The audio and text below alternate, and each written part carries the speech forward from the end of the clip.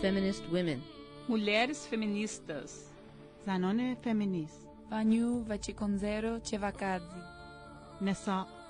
Mujeres feministas. Yan femini. Femactivismo. Nari mukti. Matapang na babae.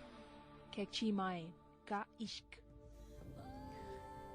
Welcome to KPFA Radio's Women's Magazine, the only radical multiracial feminist show in the Bay Area and the only feminist show on KPFA. I am Lisa Detmer, and I'm your host today. Today we're going to spend the hour talking about Cuba and the attacks on Cuba by the Trump administration, which is devastating Cuba's economy. And we will look at how some leftists are responding to that. We will be joined by Steph Hoguin, who was on the recent Nuestra America convoy to Cuba that brought humanitarian aid to Cuba.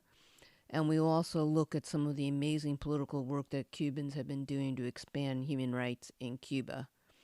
Kim Anno and Jennifer Rodgeguiz Montesino will join us to talk about their new documentary, Cuba with a Q, that will be showing locally, which explores the new, very progressive family code that was passed in Cuba recently that includes protection for women, elderly, children, and the LGBTQIA community, including legalizing same-sex marriage and adoption rights. So please stay tuned for that. It should be interesting. As you know, today is Fund Drive. So before I go to that interview, I need to remind you of that. I want to thank everyone who's already donated to KPFA during the Spring Fund Drive and ask those of you who have not donated this fund drive or perhaps have never donated to please consider doing so today. According to analysis of the numbers who listen versus those who are members, only 1 in 7 people who listen donate to KPFA. And while we appreciate everyone who listens and understands that not everyone can afford to donate, those who can, please consider donating today, or there may not be a KPFA or a women's magazine to donate to in the future because we are totally dependent on you, our listeners, to survive. Because as you know, we take no corporate money, and I know these times are tough for many of us, and I want to be here to help you all and ourselves through these really, really challenging times. So if you can help keep KPFA on the air, you can do that at kpfa.org or by calling 1-800-439-5732 or 1-800-HEY-KPFA. So let's go to that interview now, and while we're doing that, please call 1-800-439-5732 or 1-800-HEY-KPFA or go to kpfa.org and support the show and KPFA. Today we're talking about Cuba, which is an especially urgent topic right now in light of Trump's recent blockade of Cuba and his continued verbal attacks on Cuba. In the last year, we have seen Trump engage in a hyper-imperialist attack against Venezuela and Iran, which many argue is coming as the U.S. empire's economic power is crumbling and is part of the reason Trump has militarily tried to take control of the oil in Venezuela and Iran. In the last few months, Trump has tried to block any oil going into Cuba, and while Cuba doesn't have oil for Trump to steal, Cuba has had supportive economic trade with Venezuela and has been a supporter of regimes that challenge U.S. imperialism, as we all know. And Trump's rabidly anti-communist Secretary of State Rubio has been advocating an overthrow of the Cuban government for decades. Trump signed an executive order recently introducing further sanctions against the Cuban government. The order has also authorized secondary sanctions against anyone accused of facilitating transactions with these officials. In addition to restricting the island's oil, the U.S. has declared Cuba an extraordinary threat to U.S. national security and pressured countries in the region to cancel decades-old medical agreements with Cuba. Last week, the majority Republican Senate blocked a Democrat-backed resolution which would have prevented Trump from authorizing military action against Cuba without congressional approval. The Trump administration's supposed to be negotiating with Cuba, but they've said that basically their only goal is to make sure the Cuban government President Miguel Diaz-Canel is overthrown or gotten rid of. Leftists, in response to these attacks, many leftists have organized convoys to support Cuba, and one of our guests today was on one of those convoys. Steph Hoguin is a Black, queer, and trans community organizer, educator, and researcher based in Atlanta, Georgia. They organize locally and nationally with the Black Alliance for Peace and a diasporic Dominican organization, Campas de la Diasporas, Comrades of the Diaspora. Steph recently returned from a delegation to Cuba in March with the Nuestras Americanas Cuba convoy, which went to bring humanitarian aid and to show support for Cuba against the U.S. current attacks on Cuba, which is devastating the island. They represented the Black Alliance for Peace Haiti America's team. Welcome, Steph. Thank you. Thank you for having me here. And we are joined by two other guests to help us talk about Cuba. Jennifer Rodgeguiz Montesino is a Cuban photographer, director, producer, scriptwriter, and translator. And she is joining us from Mexico City, where she's getting a master's degree in filmmaking. And we're joined by Kim Anno, who is an internationally exhibiting, screening painter, filmmaker, and activist who has made a remarkable new documentary on the state of LGBTQ rights on the island of Cuba.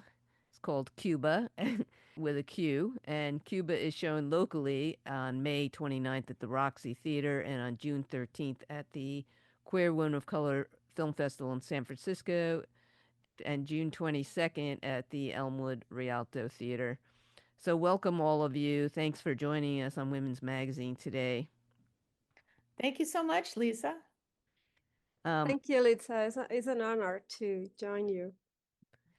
So, Steph, let's start with you. Why did you go on this convoy, and what did you learn about Cuba on your trip in March? Actually, going back to when you asked me about the pronunciation of my last name, Hoguin is how I have pronounced it, but it's actually Holguin. And in Cuba, in the northern parts of Cuba, there's a region called Holguin, Cuba. But my family's history comes from the Dominican, what I know comes from the Dominican Republic. While the last name is not why I went, not one of the leading reasons at least, with the work that I do with the organization, the Black Alliance for Peace, and being a part of the Haiti America's team, leading and involved heavily in the campaign of creating and fighting for a zone of peace within our Americas, Nuestras Americas, is a concept that is a united front. We are a united leftist anti-imperialist front, and bringing in voices from the global South, taking into consideration the US South as part of the global South, and how we gather our forces, strategize to do this work, and the opportunity to stand in solidarity in this way with Cuba and our comrades there, which we have comrades from an organization called Red Barrial Afrodescendiente. So it's Afro-descendant community networks. And we work and are in communication with them through the Zone of Peace campaign. And so, one, to bring them aid specifically, and to also join in solidarity with the larger delegation that Could Pink and other organizations gathered to show this kind of support. The overarching is that this blockade is like going on 67 years. It's been decades. And so this is not anything new to the Cuban people.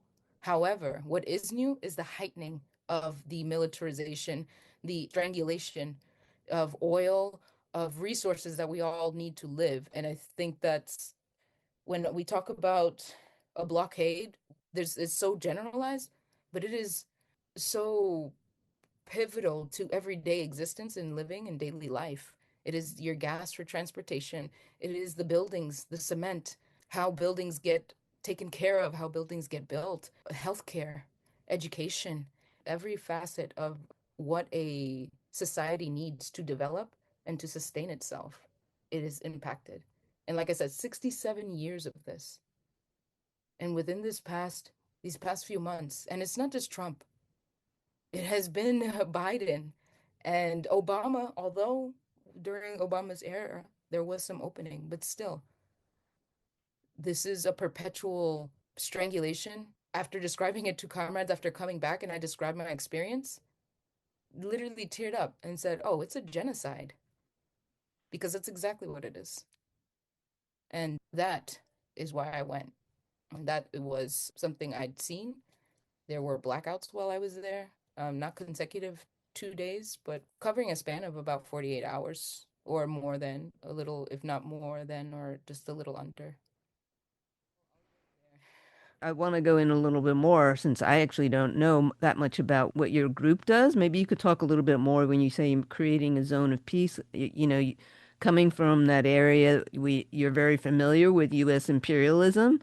Obviously, KPFA's audience is very familiar with the imperialism in Haiti and how the U.S. has overthrown Aristide and any progressive government in Haiti and strangled Haiti, as did the formerly French and other places. So, can you talk a little bit more about what your organization does, and but also what did you see in Cuba that maybe inspired you, or the people who you went with? Like, what did you come away with? Yeah, because you'd mentioned Haiti, and I will always mention Haiti, not just because I'm part of the Haiti Americas team within the Black Alliance for Peace, but Haiti is, as you mentioned, of like the history. So Maduro and Celia being captured and in that way has happened before in 92 with Aristide. In the same way, they did not let Haiti live in 1804 paying indemnation, paying back for their liberation, they will not let Cuba live. The revolution in 59, the attacks that Cuba is currently receiving on many fronts, the hypocrisy of the US to putting out propaganda of Cuba being racist and anti-Black is just so profoundly hypocritical in that sense is the least of the things that I could say for a country who doesn't acknowledge, I mean, the from educational wise, like the stripping of our history and education, that not that it was much before. In the same way, I tie Haiti is tied to all of our liberation just like it was in 1804, and in the same way it is today. This is also geopolitical.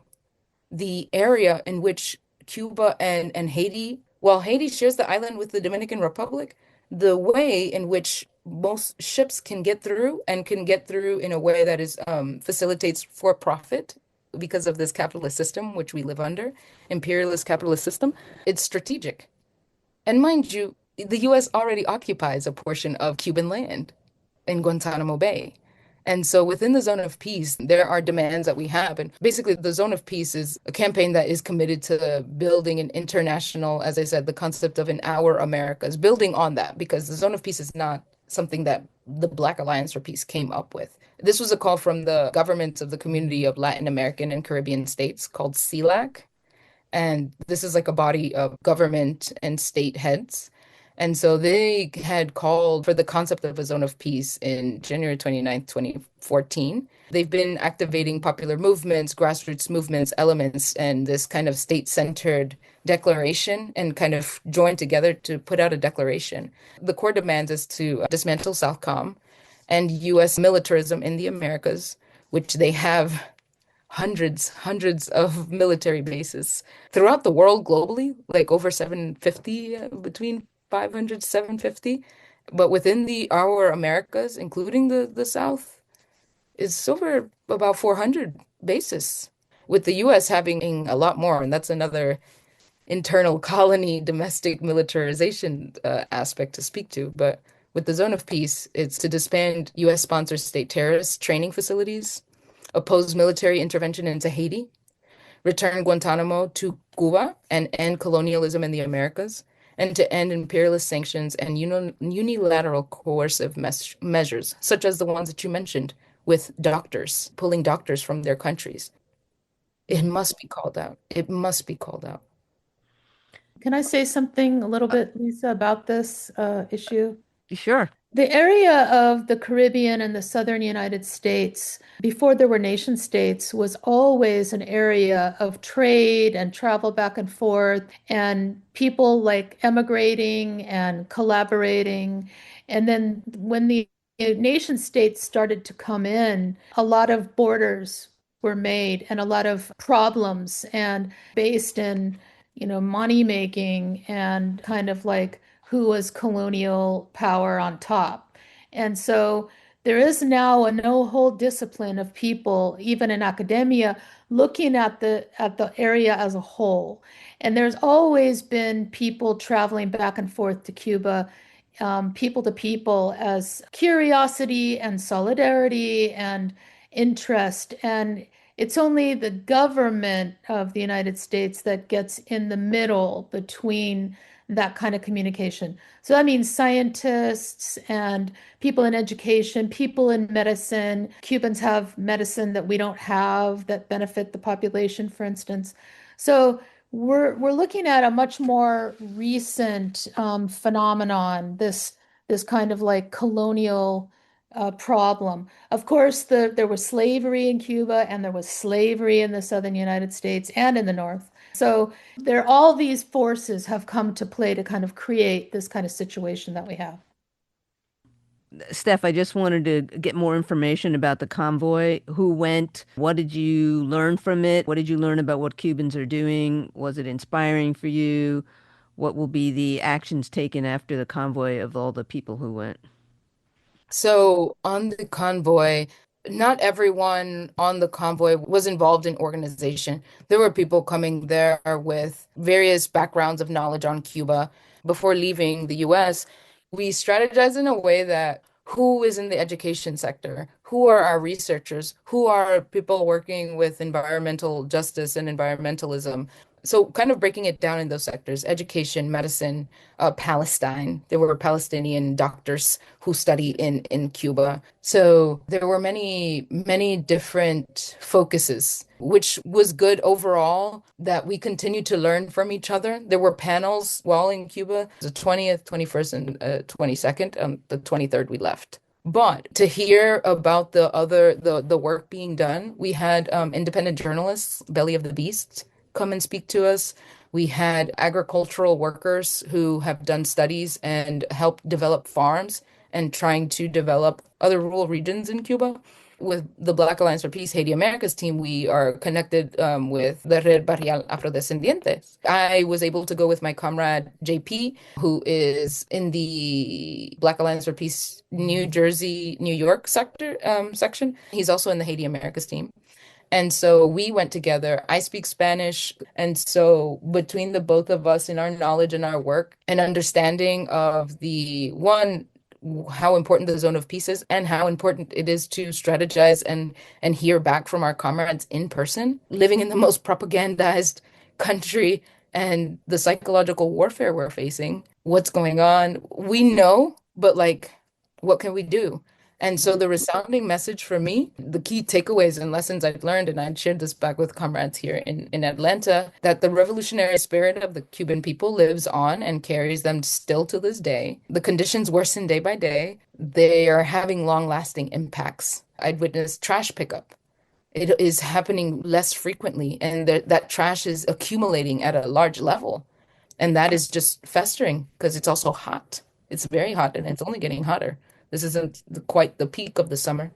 Something that stood out to me is that people who had been comrades and people who had been on this delegation, who had been there maybe 3 months ago, said, "This is not the Cuba I recognize." In 3 months, this is not the Cuba I recognize. The amount of people begging, which is something that I think we see as common from people who live in California to Atlanta to New York. This is an epidemic within this country.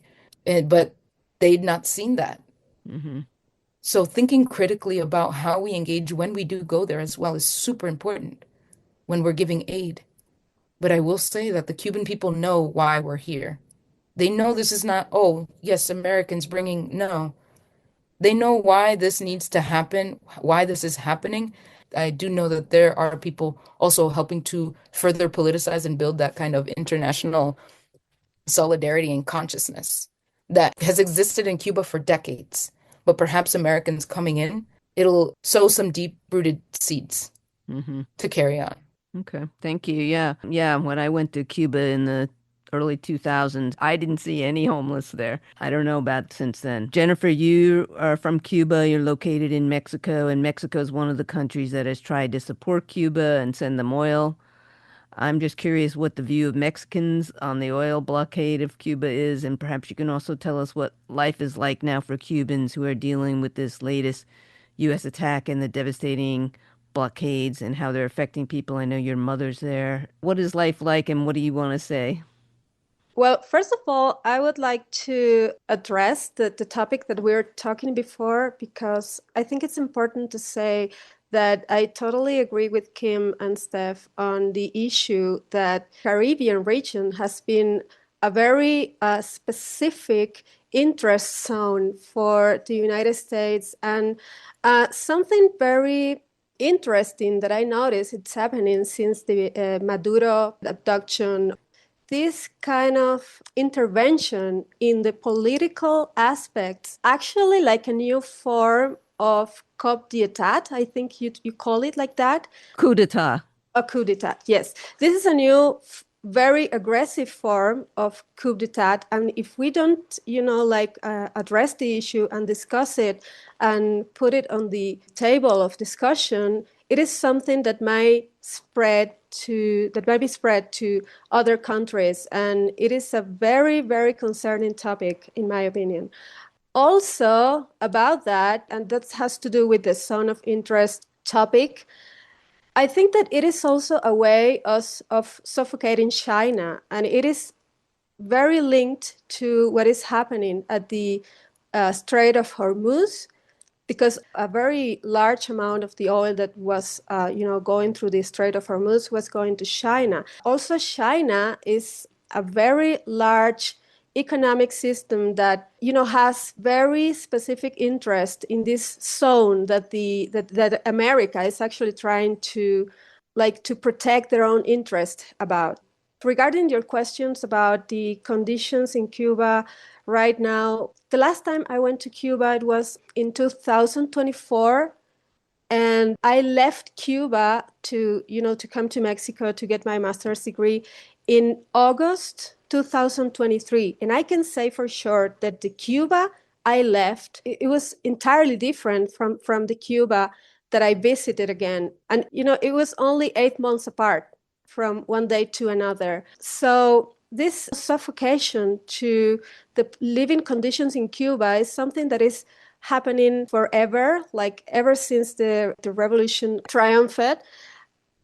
But in the last year has increased so much that it is also affecting not only the living conditions, but only the psychological point of view of the Cuban people. And it is affecting them in a way that it's actually really, really concerning what's happening there. And I can see it on my family. I can see it in my friends that are still there. Yeah, I mean, I'm really worried about it. Thank you. Could you say a little bit more about that, Jennifer, the psychological aspect? Yes, of course. It is not only the lack of electricity, it is the lack of medicines, for instance. It is also affecting them in education because, like Steph was saying, there is no oil to get students to the schools. There is not oil to have electricity in the schools. The entire educational system in Cuba was based on lessons that were taken from the TV. It was like, a channel that was only devoted to have all these lessons that were given to children and to students in every stage. And that is something that is affecting them right now because, I mean, they can't have like regular education like they used to have. There is also the increasing of the prices in Cuba because there is a situation with the dollar that is actually the main currency. Thank you. Yes, that is running right now in Cuba. And dollar is not entirely legal. It is actually, people can get it from the black market. But the thing is that there is an entirely separate economic system going on because people need to base their salary on the conversion to the dollar on the black market. And that dollar is costing at least $500. And if you think about it, when you have, like, for instance, a doctor that earns 15,000 Cuban pesos for an entire month of work, And when you get that, converted to the price of the dollar in the black market, that's only like $30 a month.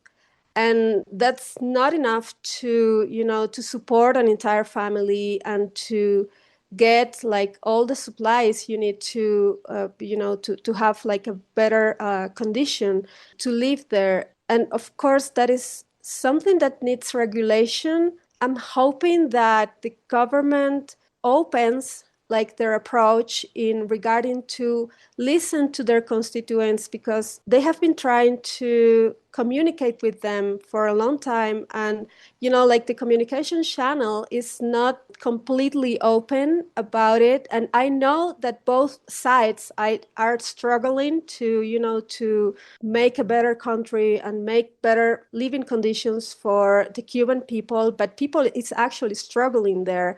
I do think that there should be put in place like a discussion in what needs to be changed, because Cuban people do want something to change. And it is not about changing the president, it is not about changing the economic system, but it is about changing everything that needs to be changed in order for them to breathe, for them to have better life conditions there. Right. If you're just tuning in, this is Women's Magazine on KPFA Radio, and we're talking today about Cuba, and especially in light of what's been going on there with the attacks on Cuba by Trump.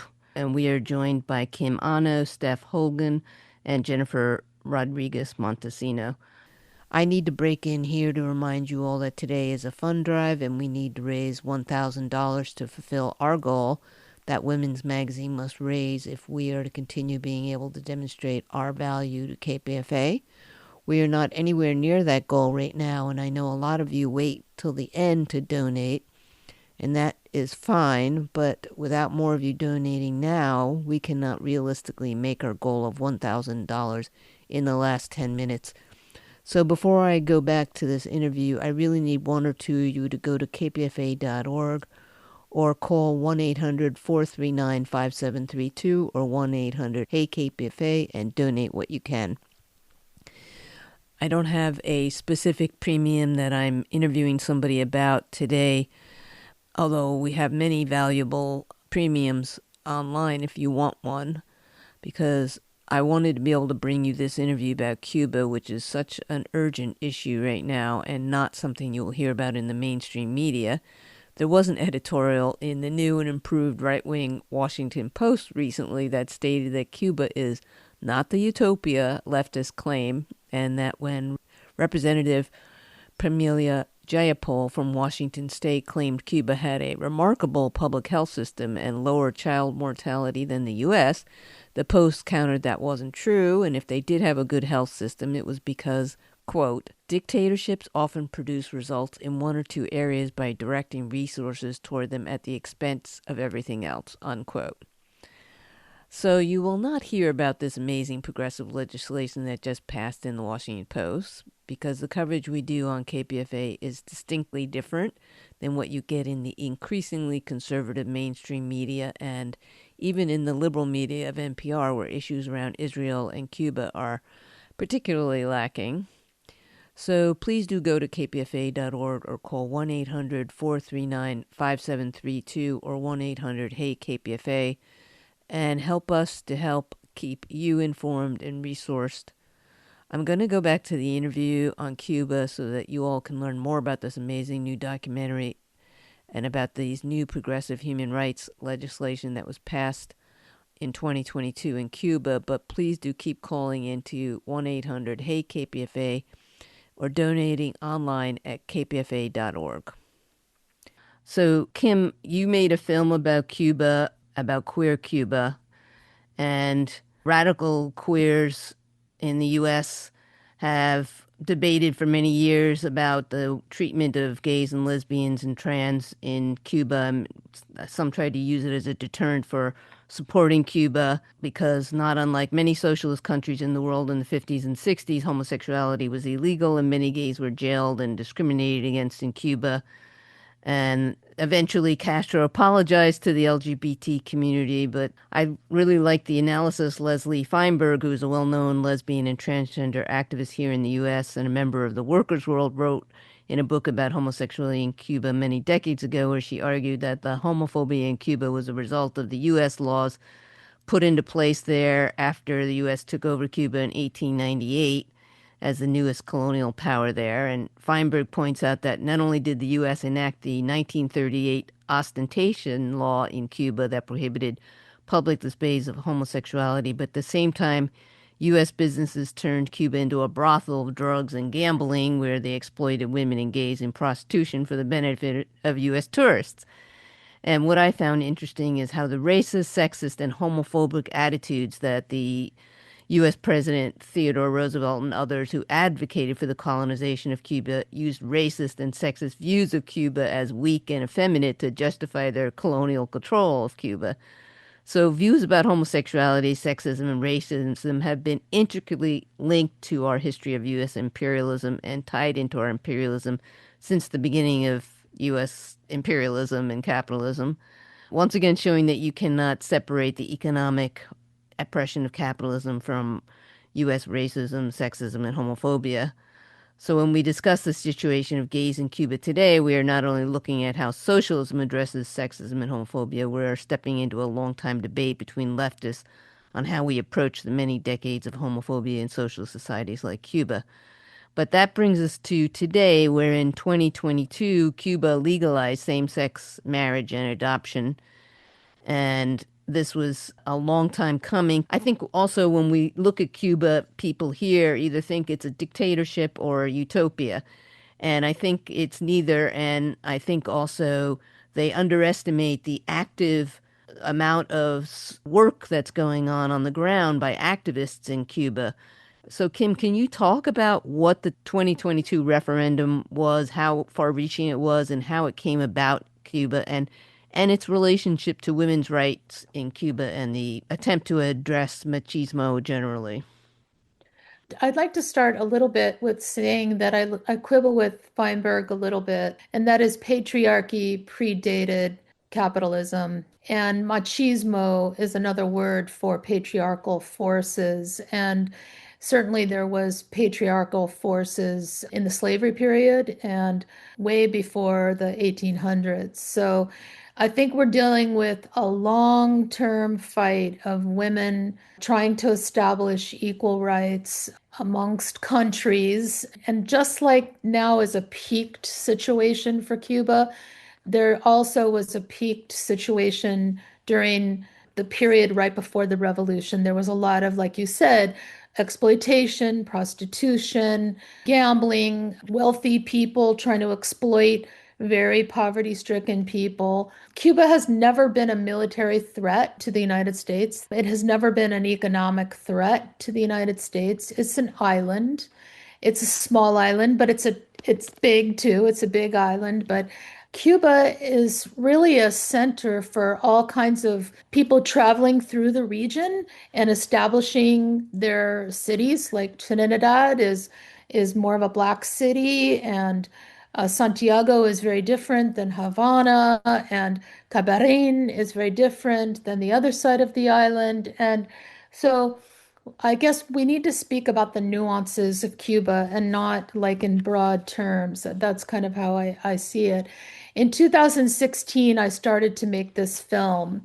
And so that was a long time ago now. That was like nearly a decade ago. We finished the film, I guess, after 8 years. We traveled to Cuba 8 or 9 times over those period in different parts of the island. So I just wanted to give some background of how the film was made. We got to meet LGBT activists in the eastern side of the island and in Havana and Matanzas and Cabaret and Santa Clara. In Santa Clara was the city where the UMAP prison was built, where gay people went to prison. And also, there are researchers who have indicated that gay people were part of the revolution as well. So it's not like gay people weren't ever in Cuba before, but at a certain time, there was still kind of this force of machismo, and gay people were sent to prison in Cuba, in the UMAP prison. And one of our characters was one of those, and that is Adela Hernandez. And Adela is now an elected leader in Cuba. She went to prison for 4 years. She says prison was bad. Her father turned her in as a gay person and identified her to the authorities. And the authorities came, the Cuban government came and put her in prison. And she spent 4 years in prison. But she got out and then she became a nurse, a medical professional in the hospital, and she's decided to run for office. She's always been an LGBT activist. She never felt that being gay was a bad thing for her. Later, she became a trans person. She calls herself a feudalista. She knows that her economic struggle is tied to the revolution. She was born without a lot of material wealth and never has a lot of material wealth even today. But she's able to live and be a leader and keep going and organize. And in 2018, we had the update of the Cuban Constitution. And that was over 40 years since the Constitution was updated. And in that update, there was an Amendment 68. And Amendment 68 was a marriage equality amendment, was two people getting married, whatever the sex. And that amendment was organized against by the evangelical church. And everyone should understand that the Cuban government has allowed the evangelical church to be in existence. They are 300,000 plus members in the island, and they are benefiting by United States Evangelical Church. They send money to this church, and this church defeated the Amendment 68. So by putting a petition, and hundreds of thousands of people signed that throughout the island against LGBT rights. So it was pulled in a very dramatic moment within the Cuban government. It was taken off because they saw the trees and they said, we want to pass the Constitution, so we don't want people not voting because of Amendment 68. We'd rather see the Constitution updated as a whole. And there was a decriminalization of LGBT rights at that time, among other things. And more progressive policies were passed in that Constitution at that time.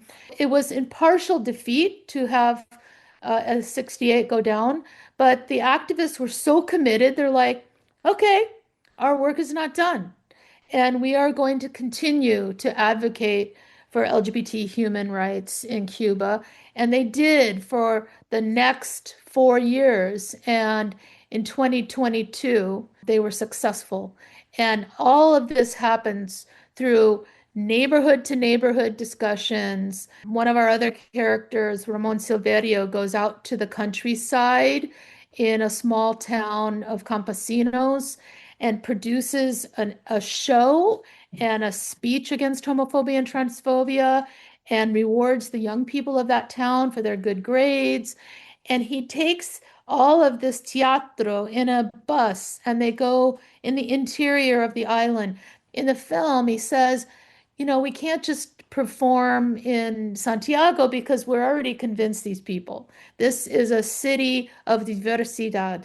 We all now respect each other for our differences. See, we must take it on the road. And that's what he did.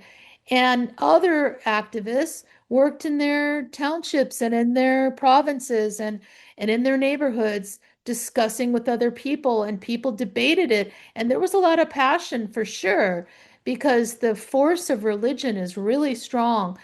It seemed to me that the Catholic Church was more in the middle, and they were kind of advocating civil unions, but the evangelicals were much more against. That's right. Whereas the Yoruba religion was very positive. The Santeria practitioners were actually very positive, and they had a training facility and a training program to train Black men to become LGBT leaders. And they organized that kind of training because they noticed that Black men needed to have more support. There has been racism in Cuba, and Cuba has endured that. And as any kind of problems, one has to keep vigilant about these things because the kind of discriminatory practices that one has inside their bodies, and you have to constantly just be sort of working to kind of get those things addressed. For instance, issues of homophobia and transphobia are litigated by the agency Cinesex. So if they hear of somebody being discriminated against in terms of transphobia or homophobia, they send attorneys out around the provinces to conduct cases to fight for those equal rights of those people being discriminated against. That's on the part of the government. So everyone should see that this is both an inside and outside government process that achieved this goal. No matter all the critiques that you might have about government and society, you understand that it's a partnership. It's not just one way. And that's how we're going to defeat all kinds of problems that we have here in the US, the new fascist government and everything. So, you really have to understand that you can't just blame one entity, that it's a much more nuanced and complex process. And I really appreciated how in the film you talk about Mariel Castro, the daughter of Raul Castro and the niece of former Cuban leader Fidel Castro, who's been a prominent advocate for LGBT rights in Cuba, but she also has worked on getting the 1975 Family Code passed that protected women's equality in marriage, divorce, and household responsibilities. I don't know if that's enforced, but you certainly don't have that here. We don't even have an equal rights amendment. But I thought it was very interesting, and I repeat, the connection between patriarchy and homophobia is inextricable, just like the relationship between sexism, homophobia, and racism is inextricable with capitalism.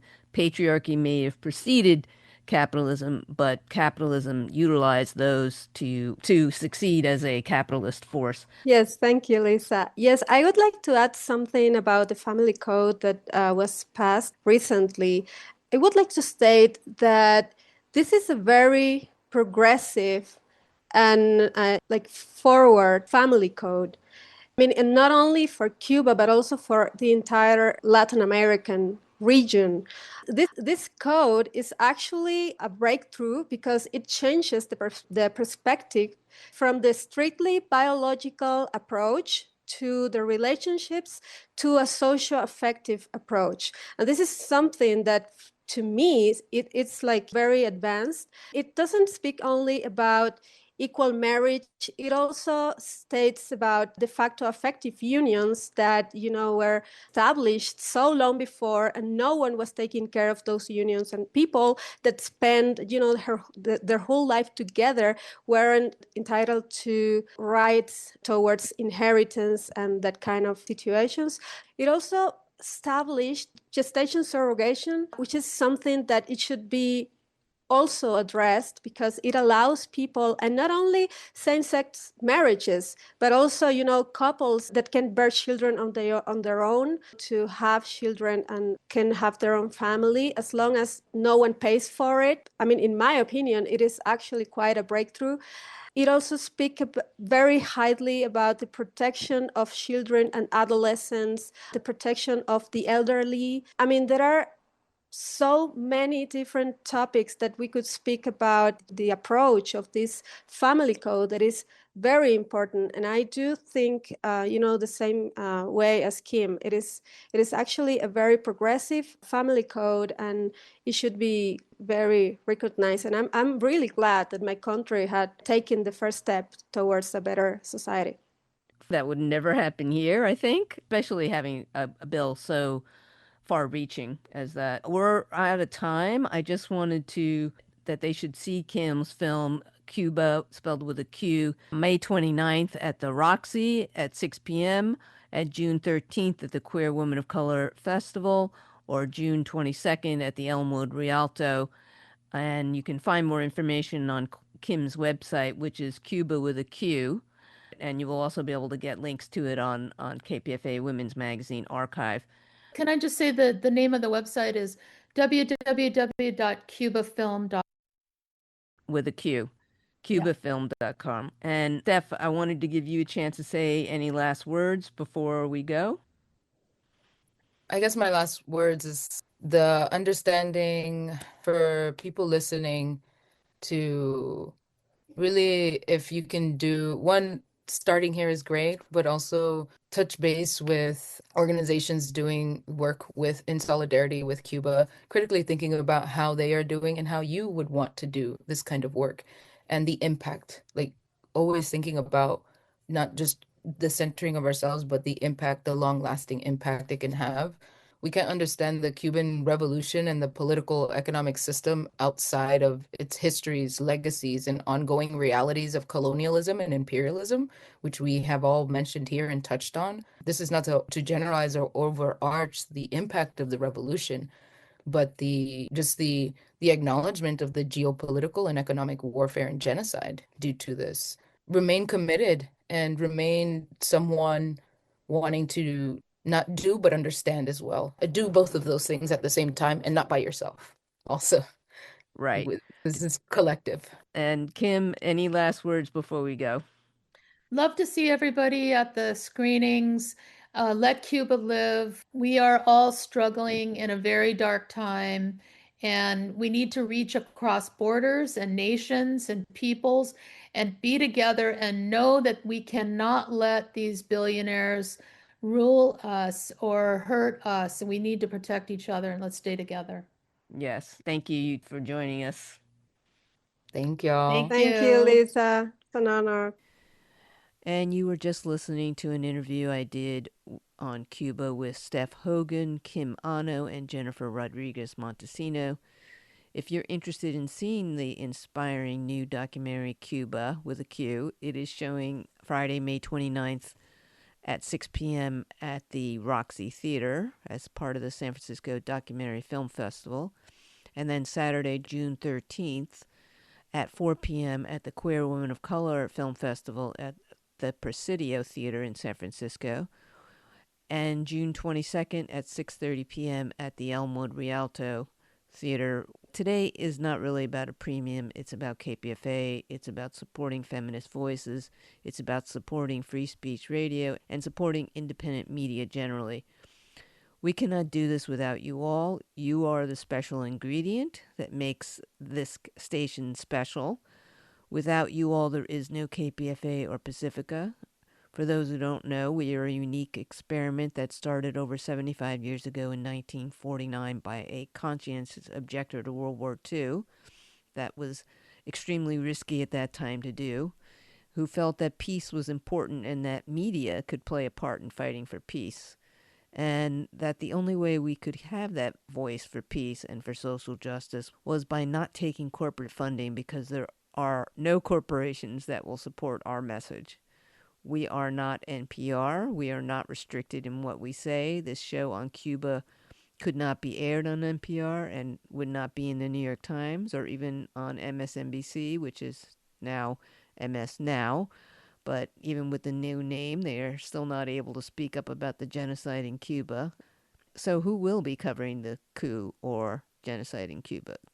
Only Pacifica and other really alternative independent media. It's no accident that Project 2025 targeted Pacific Radio in that hit list document, because we are a voice that matters, but we cannot exist without you all. So please go to kpfa.org or call 1-800-439-5732 or 1-800-HEY-KPFA.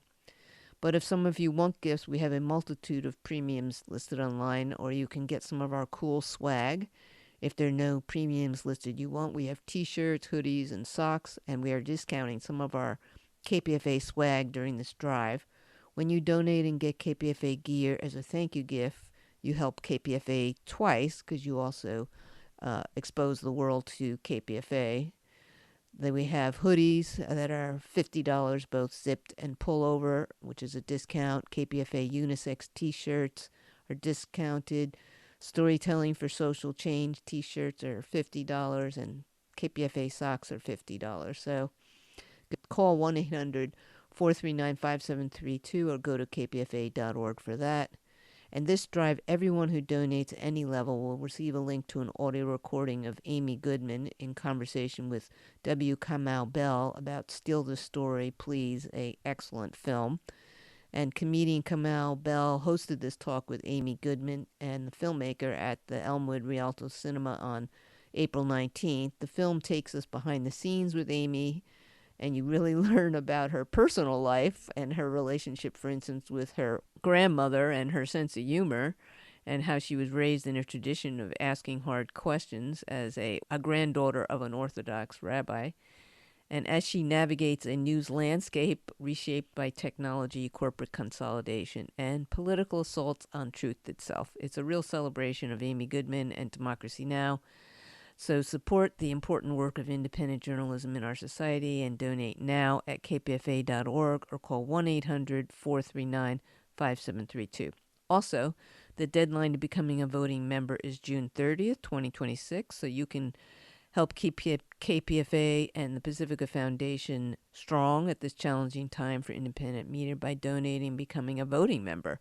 Your donation of $25 or more between July 1st, 2025 and June 30th, 2026 means for the first time you can vote to directly elect representatives to the Pacifica National Board, which makes major decisions for the network and for the local station board. So become a 2026 voting member before June 30th when you donate $25 or more at kpfa.org or by calling 1-800-439-5732. Again, that's kpfa.org or call 1-800-439-5732. I'm not sure we met our goal of 1,000, but I will count on you all to keep supporting feminist programming and KPFA generally.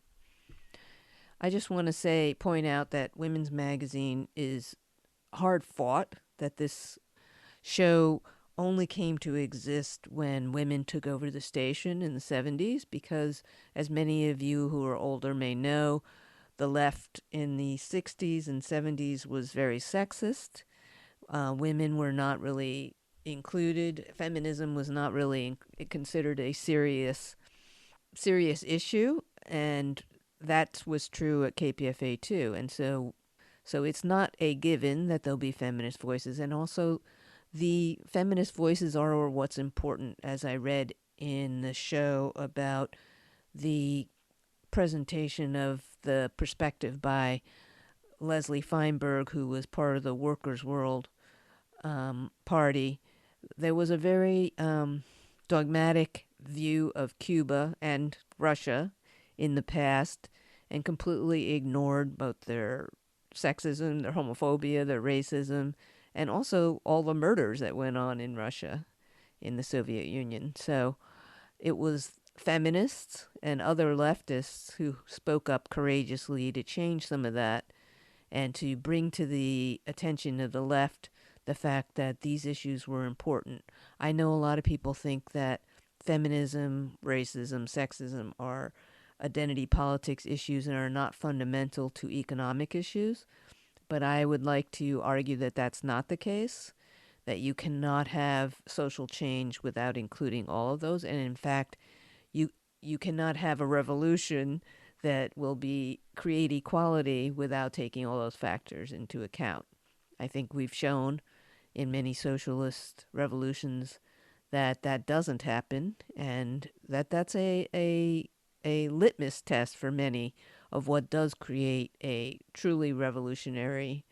In my experience, I found that a lot of the KPFA audience doesn't support queer voices, feminist voices, nearly as much as shows that deal strictly with economic issues, which are super important. Richard Wolff was a professor of mine in college, and I think his work is enormously important, as are all the other voices on KPFA.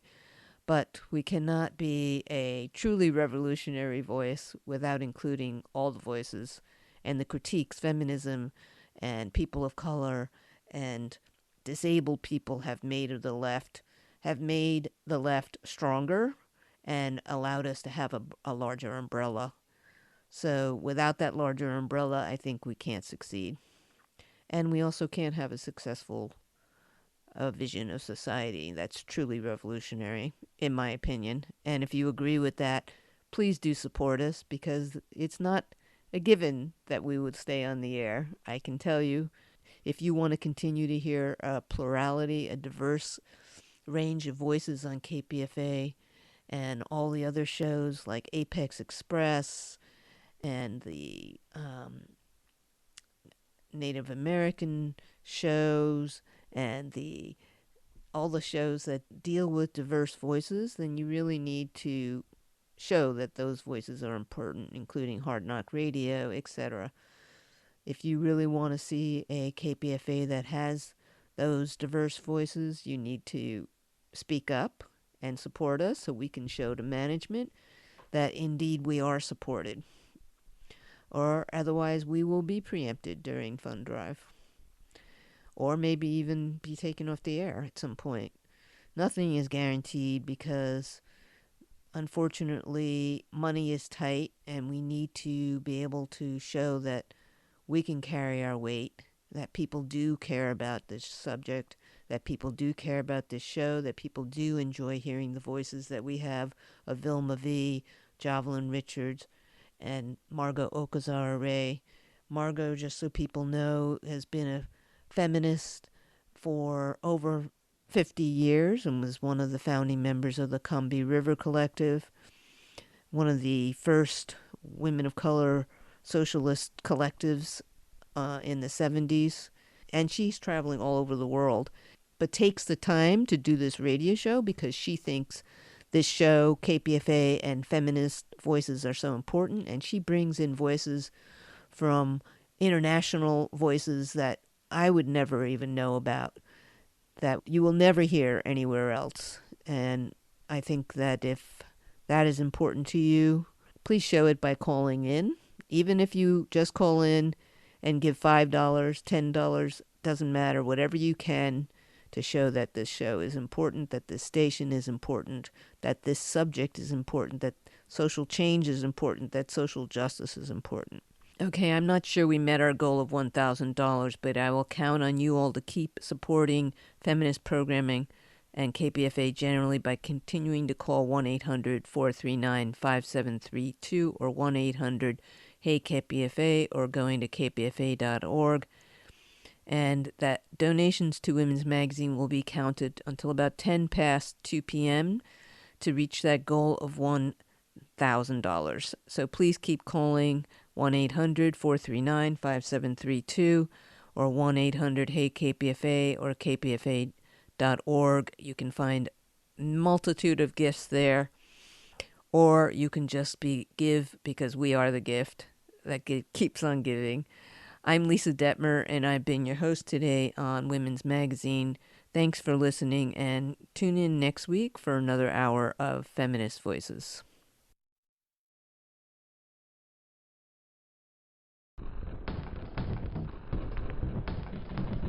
When they said they were bringing greatness, they were bringing horror.